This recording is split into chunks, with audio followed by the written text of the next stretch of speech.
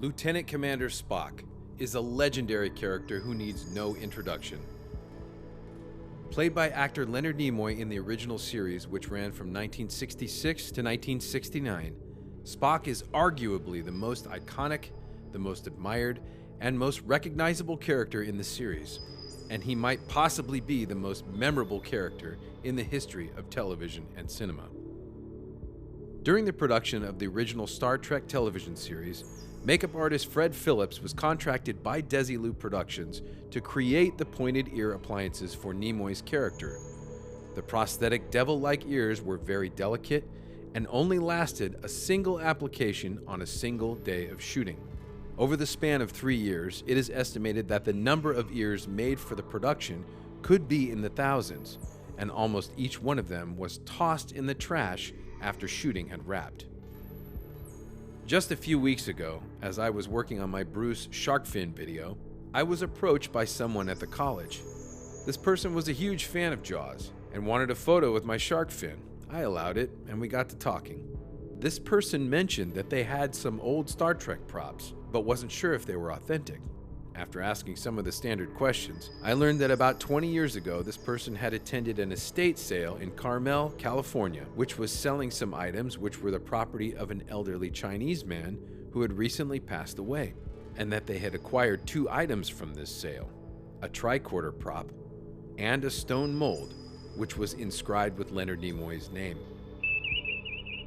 Now, being a Trek fan and knowing my local history, I knew that a Chinese sculptor named Hua Ming Chang, who worked for Desilu Productions on Star Trek, had designed the communicator, phaser, and tricorder props for the original series. I also knew that Hua Chang had relocated to Carmel by the Sea in 1970, and that he had passed away in late 2003, 22 years prior.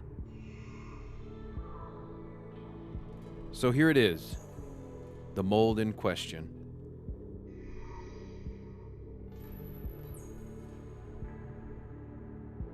It's a stone mold, probably made from hydrocal, and it's in 3 pieces. The facts certainly seem to be adding up, but we really had no ironclad evidence. Was this truly a mold of Spock's actual ear? Well, there was only one way to find out.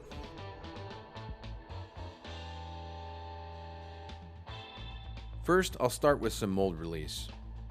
Because this has the potential to be an extremely valuable piece, I'm going to use a lot of it. Not too much, as that is not recommended, but enough coverage to ensure the highest probability that I will not wreck this thing. Now, since this is a stone mold, I will not be able to cast anything rigid in it, like resin or urethane. So I'll be mixing up some silicone, the same kind I use to make molds, and pouring it directly into the 2 halves. From the looks of it, this mold was designed to be cast in a foam latex medium and then baked at a certain temperature in an oven so that the foam latex cures. Given the amount of burn marks all over the mold, I will assume it's been used quite a number of times. A little heat from the heat gun to pop any residual bubbles, and we're ready to get these 2 halves together. And now, we wait.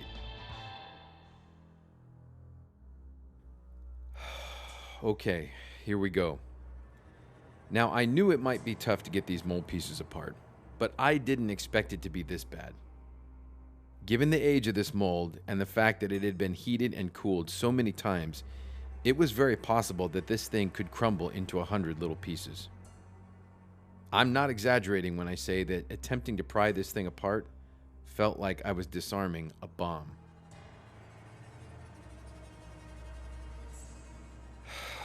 It's stressful just watching this. The key is to break the suction between the silicone and any of the mold parts. If we can do that, we just might get this casting out and not completely destroy this possible piece of pop culture history. Here we go.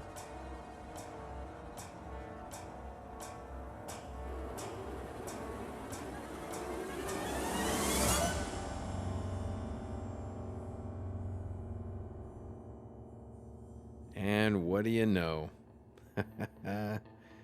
It worked.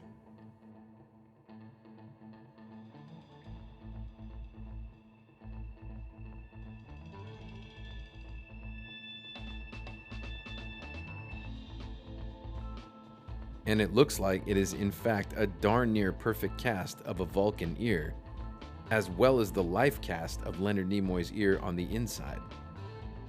Now, the nice thing about pulling a casting out of such a high-profile mold such as this is that if a successful cast is made, it will greatly increase the value of the mold when it is finally appraised.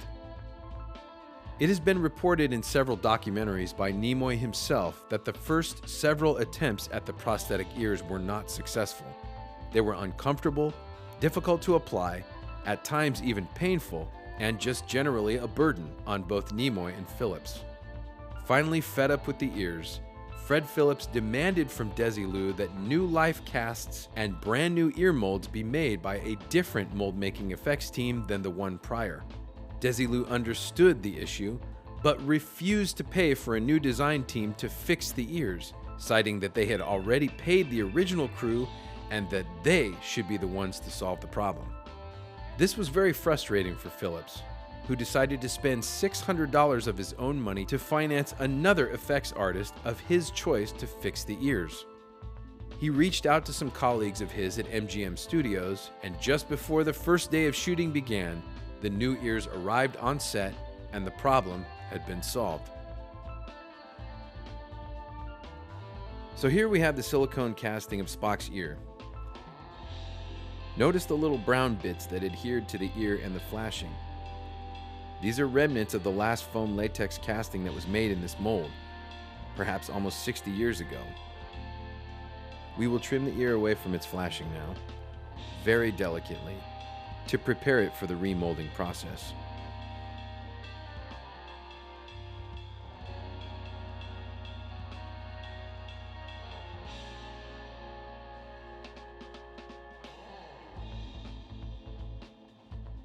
That's about as much as I want to trim the new master ear. Any of the flashing still left on the cast will be sanded and trimmed away, as you will see later on.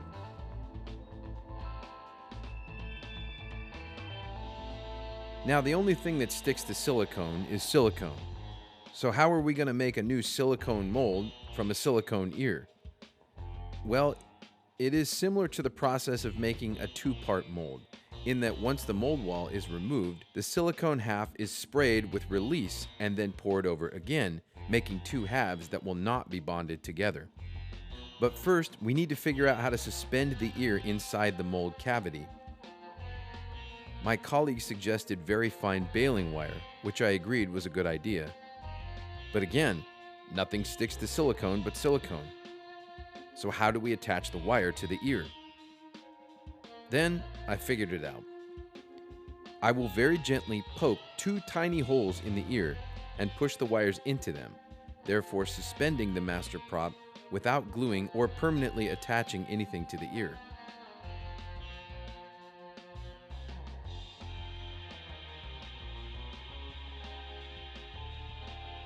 The holes are so small, even microscopic, that I had to mark their location with a pen.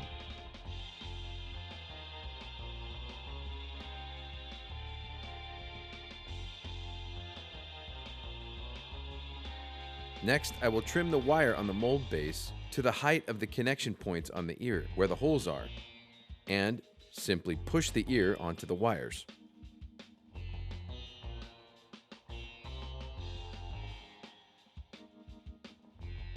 Now, the wire is extremely thin gauge and is not sufficient enough for a vent or a pour spout in the mold, so I will build up the wires a bit with some hot glue.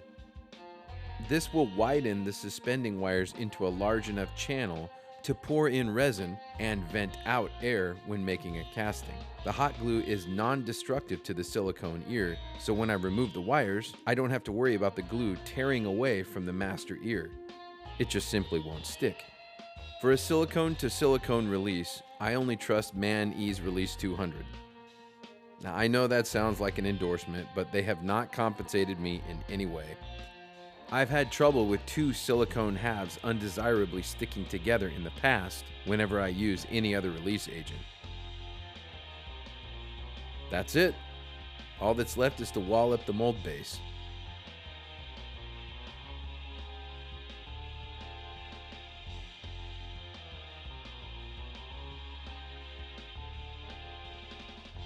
Now we're ready to pour.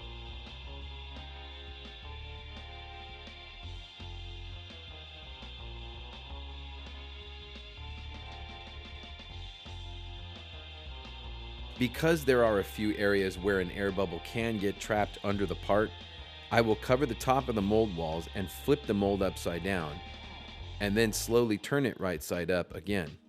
This I will do only when the mold is mostly filled, and it will force out any air bubbles caught under the ear to rise up and leave the mold. Now, it was after the mold cured that I realized something. Not only did I pour up a silicone master prop in silicone to make a mold, but I used the same color catalyst for both of these mixes. I realize in retrospect that I should have used the purple catalyst for the mold instead of the yellow, because now I was going to have to find a yellow silicone ear inside a yellow silicone mold, kind of like looking for a needle in a stack of needles. And even worse, I will have to slice my way down gently, desperately trying not to slice up the master ear. Great. More stress. Upon removing the mold base, the suspension wires covered in glue popped right out. It occurred to me that I could use the wires as a depth gauge for my cutting. I marked the wire depth on the outside of the mold, being careful not to cut below that mark. Again, slicing into this mold was like being confronted by a chimpanzee holding a revolver. It's just an incredible amount of stress. Another issue that crossed my mind was that what if the mold release failed and the ear just simply bonded with the rest of the silicone in the mold? That would mean my one casting of Spock's ear would be nothing more than a $20 block of rubber. Oh boy, that would be tragic. My friend had already taken the mold away, and at his request, it would not be used again for any further castings. Well, this is it. It's not coming out. This could actually be a problem. I'll try to slice a bit lower without cutting what could be the ear. I just hope you will all forgive me if I screw this up.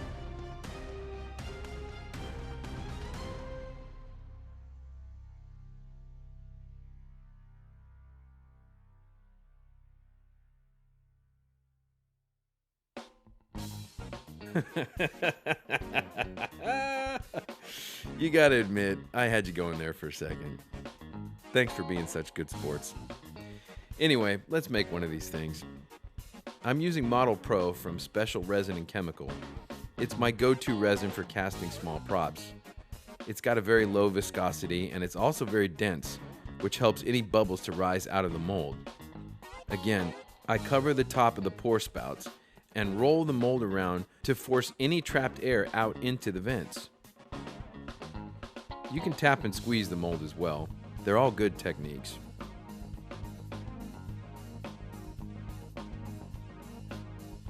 Well, we'll let this stuff set up.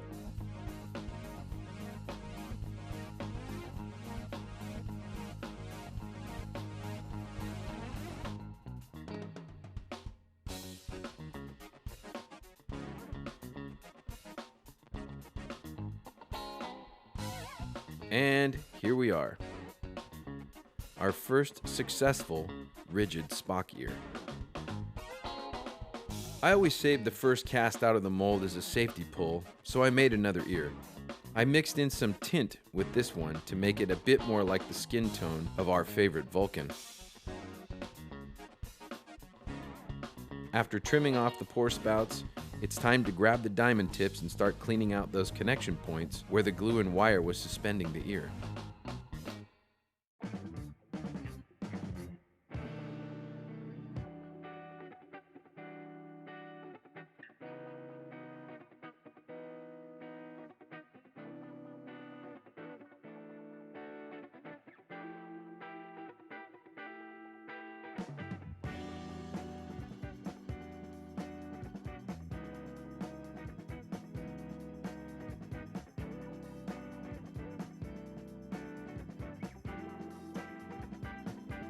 Now we'll give some attention to the seam that runs all the way across the top of the ear. I'll go slowly, careful not to take away any of the detail on the prop.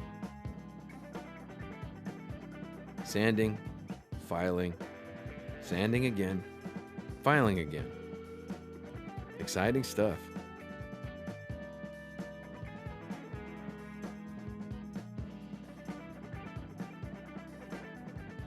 Here is the finished ear, nice and cleaned up. It really does look fantastic, just like the day the last ear was pulled from the mold back in the late 1960s. Now, upon inspecting the mold, my colleagues and I noticed an interesting detail. Nimoy's name, as inscribed on the mold, was misspelled, using an E when it should have been an I. We all thought that because in mid-1966, Leonard Nimoy was not a household name, and that the mold maker just simply did the best he could to spell Nimoy and got it wrong. Just a simple typo, no big deal, right? They'd know who the mold was for. But then about a week later, I came across an auction catalog which featured a pair of Spock ears up on the block. Another colleague of mine called to attention a very interesting detail from the catalog. Included with the set of ears for sale, there was a photo of Leonard Nimoy and effects makeup artist John Chambers. Chambers was probably best known for his work on the Planet of the Apes film series, as well as The Munsters and The Outer Limits, and who was actually played by John Goodman in the film Argo. The photo in question was inscribed by Chambers with a date, a short note, and Leonard Nimoy's name, misspelled with an E instead of an I. So there you have it, guys. It appears that this mold was in fact made by legendary makeup effects artist John Chambers, who was hired by Fred Phillips and his colleague at MGM Studios, Charlie Schramm, in June of 1966. It then somehow made its way into the hands of the famous sculptor and Star Trek designer Wah Ming Chang, and shortly after his passing was purchased at an estate sale in Carmel, California, only to end up 20 years later in my hands, albeit temporarily, and is one of, if not the very first mold of Spock's right ear made for the first season of Star Trek. Absolutely incredible. To all my wonderful friends who love Star Trek so much, this video is dedicated to you. Thanks for watching, guys.